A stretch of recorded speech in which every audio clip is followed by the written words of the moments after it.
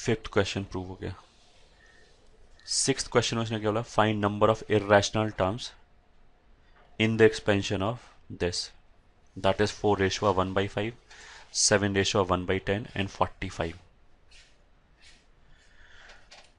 4:1/5 plus 7:1/10 whole raised to power 45। यह गया answer six.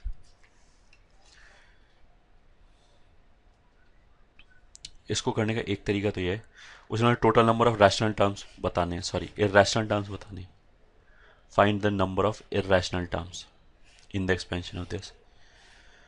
तो हम ऐसे ही कर सकते हैं, टोटल टर्म तो हमें पता है 46 है, तो अगर मैंने रैशनल टर्म्स निकाल लिए तो 46 में से घटा देंगे उसको तो इरेशनल टर्म्स आ जाएगा। ठीक है, मतलब क्या है, तुम इसको ऐसे देखो, जैसे मैंने इसको ओपन किया तो पहला टर्म आएगा 45C0 4:1/5 होल रेस्ट पर 45, ये पहला टर्म आ गया। अगला टर्म आएगा 45C1 इंटू 4:1/5 होल रेस्ट पर 44 into 7:1/10 plus and so on, ऐसे करके आ जाएंगे। ये जो बाइनोमियल कोफिशिएंट है ये तो हमेशा ही क्या होता है, इंटीजर्स होते हैं, तो इंटीजर्स है तो ये तो पक्का रैशनल हो गया। पहले टर्म में क्या हुआ, 4 का नेट पावर कितना हो गया, ये जो 45 है ये तो 5 से कैंसिल हो जाएगा, कैंसिल हो जाएगा तो इरेशनल टर्म नहीं बनेगा, ये तो 4:9 बन जाएगा। दूसरे वाले केस में जो 44 5 से कैंसिल नहीं होगा, ना तो ये कैंसिल होगा और ये 1/10 भी रह गया, तो दूसरा टर्म इरेशनल है। मतलब ये टर्म तो हमें दिख रहा है कि ये रैशनल है, ये ठीक है, ये वाला टर्म जो है वो इरेशनल है। तो बेसिकली हमें ऐसे टर्म गिन के बताने। तो रैशनल टर्म बनाने का फंडा सीधा सीधा से क्लियर है कि 1 करके पावर नहीं बचना चाहिए। ठीक है, उसका मतलब क्या है कि जिस टर्म को हमने ओपन किया है तो रैशनल टर्म कैसे आएगा, अगर इसके ऊपर जो पावर आ रहा है वो 5 का मल्टीपल आना चाहिए। अच्छा, इसके ऊपर कुछ पावर आ गया, बचा हुआ पावर इसके ऊपर आएगा, 45 में से 45 में से जो बच जाएगा वो इसके ऊपर आएगा, वो फिर 10 का मल्टीपल होना चाहिए।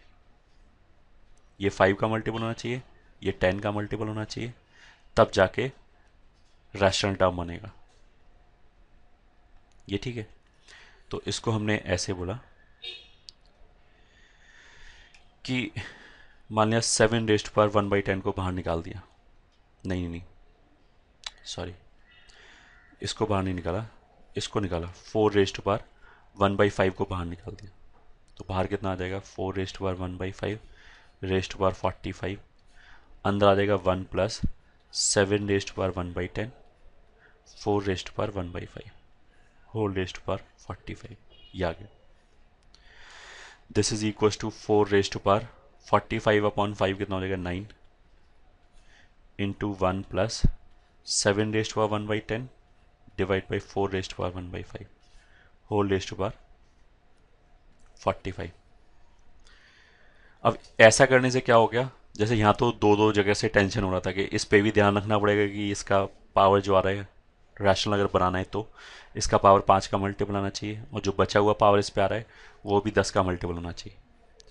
ऐसे लिख लिया, ये ठीक है, तो फिर लाइफ इजी हो गया। इसमें तो ये टर्म एक ही जगह आ रहा है, तो इस पे जो पावर आएगा वो पावर ऐसा होना चाहिए कि ये भी रैशनल हो जाए, ये भी रैशनल हो जाए। तो इसको रैशनल बनाने के लिए तो 5 का मल्टीपल होना चाहिए, इसको रैशनल बनाने के लिए 10 का मल्टीपल होना चाहिए, तो नेट क्या होना चाहिए, 10 का मल्टीपल होना चाहिए। इसके ऊपर फॉर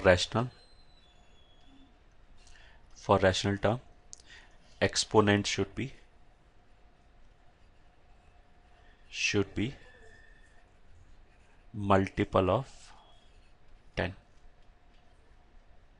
ये ठीक है, तो आर का जो वैल्यू है वो कहाँ से कहाँ तक जाता है, अगर ये पावर 45 है तो 0 से लेके 45 तक जाएगा, तो 0 से लेके 45 में आर का कौन कौन सा वैल्यू एक्सेप्टेबल हो जाएगा, ऑफ कोर्स 0 हो जाएगा, फिर 10 हो जाएगा, फिर 20 हो जाएगा क्योंकि 10 के मल्टीपल चाहिए, फिर 30 हो जाएगा एंड फिर 40 हो जाएगा। तो आर की अगर हमने ये वैल्यूज लिया तो जो उसके करस्पॉन्डिंग यहाँ से टर्म आएगा वो रैशनल टर्म आएगा।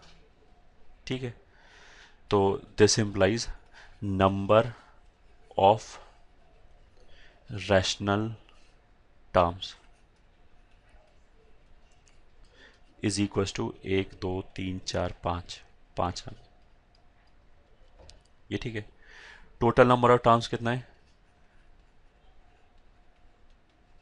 Total number of terms is equal to कितना है? 45 अगर पावर है तो टोटल नंबर ऑफ टर्म्स कितना हो जाएगा? 46। तो फिर total number of irrational terms will be 46 minus 5 which is 41। तो 41 आंसर आ जाएगा। Total number of irrational terms कितना हो गया? 41। यही आंसर हो गया। ये ठीक है। अगर लॉजिक समझ में आया तो तुम एक क्वेश्चन और ऐसे देखो, question 7, find number of rational term in the expansion of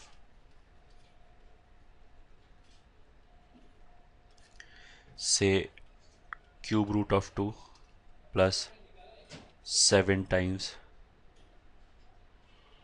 fifth root of say 8 whole raised to power मान लिया 41। ठीक है, ये आ गया।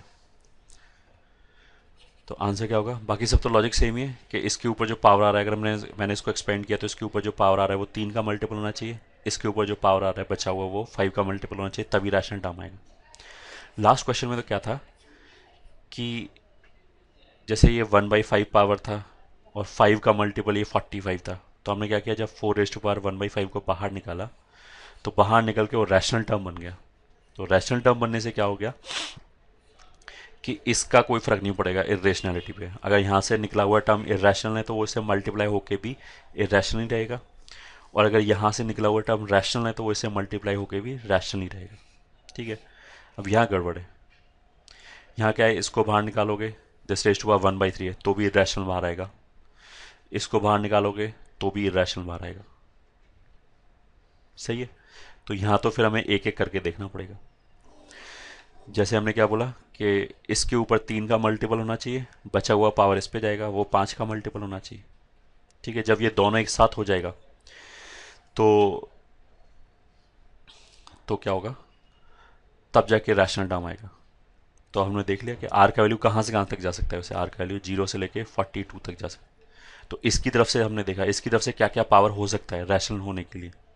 0 हो सकता है बिल्कुल, 5 10 15 20 25, ठीक है, 30 और 35 40, ये हो सकता है 42 तक जा सकता है। तो 0 5 10 15 20 25 30 35 40 ये टर्म्स हो सकते हैं। अब जो 41 में बचा हुआ पावर है वो इस पे आएगा, तो अगर इस पे 0 आया है तो इस पे पावर कितना आएगा 41।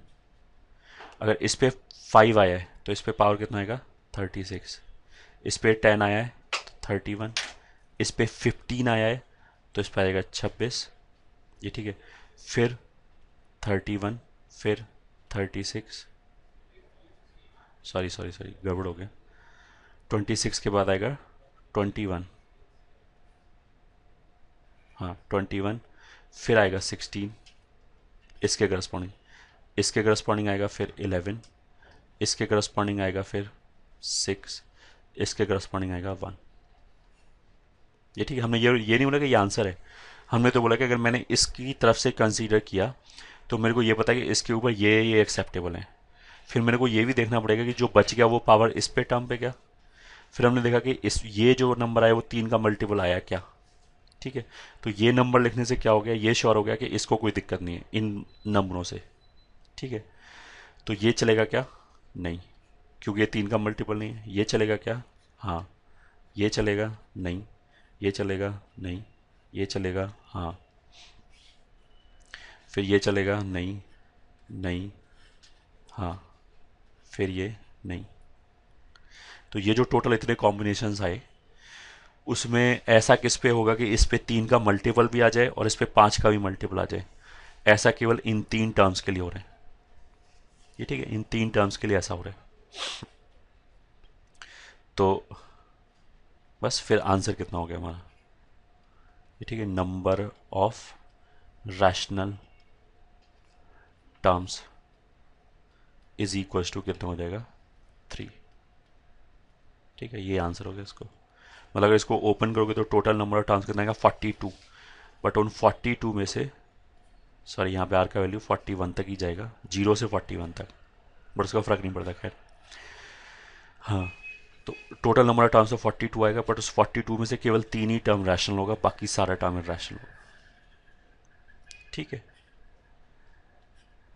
और जैसे क्या था ये, 2 का क्यूब रूट, 7 8 का फिफ्थ रूट।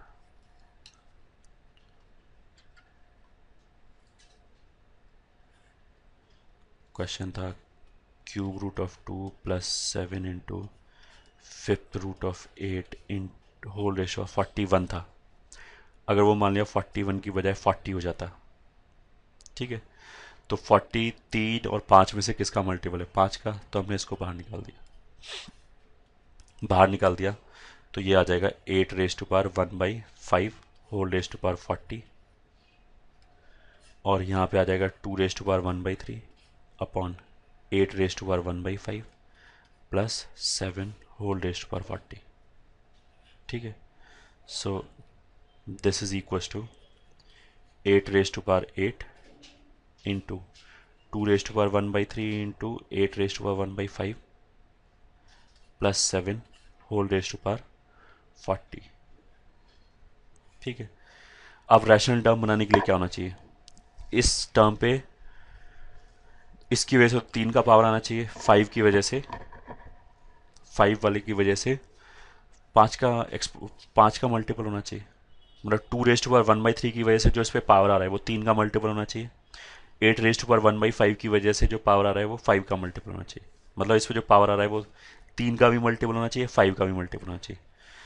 तो 3 और 5 का एक साथ मल्टीपल कैसे हो सकता है, एलसीएम ऑफ 3 और 5 कितना होगा 15। उसका मतलब क्या है कि इसके ऊपर जो पावर आ रहा है that should be multiple of 15, तभी ऐसा होगा कि दोनों एक साथ रैशनल हो जाएगा। मल्टीपल ऑफ 15 क्या हो सकता है, वापस आर का वैल्यू कहाँ से कहाँ तक जाएगा, 0 से 40 तक, तो आर इज इक्वल टू 0 चलेगा। अब इसकी तरफ से कोई टेंशन नहीं है, ठीक है, फिर 15 हो जाएगा, फिर 30 हो जाएगा, 0 15 30, बस 45 तो ज़्यादा हो जाएगा इससे, वो तो आ ही नहीं सकता ऐसे। तो इसमें भी क्या हुआ, 3 ही टर्म्स आएगा, दिस इम्प्लाइज 3 रैशनल टर्म्स। ये ठीक है, इसका भी आंसर यही होगा, 3 रैशनल टर्म्स।